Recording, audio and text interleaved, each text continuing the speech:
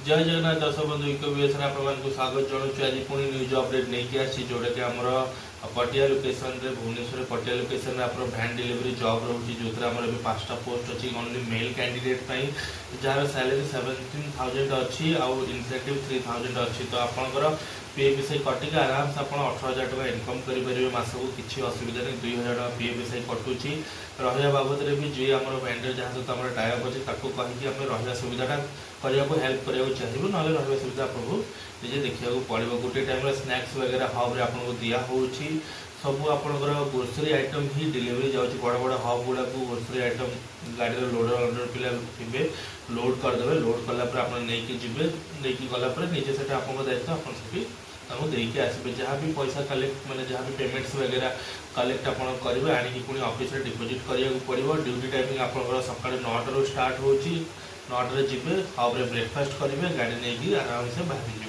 यहाँ ही आप कम रोचे 26 डेज ड्यूटी रोचे मास को 4टा छुट्टी रोचे आराम से बहुत हैंडसम अमाउंट ऑफ 18,000 आप इनकम करेंगे मास को किसी असुविधा नहीं। सब मसरे 15 ରୁ 15 मंथली काउंट हो 15 तारीख भितर आपको सैलरी मिल जाऊँगी। तो ये जो मैंने भी आम मेल कैंडिडेट अच्छा वैन डिलीवरी करने चाहते कि भल इनकम करने चाहते स्क्रीन डिस्प्ले होता नंबर आमको जोगाजोग करूँ आम टेलीकॉलिंग टीम सहित कथा हूँ आम ऑफिस को विजिट करूँ किसी डॉक्यूमेंटेशन रजिस्ट्रेशन प्रोसेस अच्छी है आप इमिडिएट जॉइन करेंगे किसी असुविधा नहीं। आज ये थैंक यू। जय जगन्नाथ नमस्कार।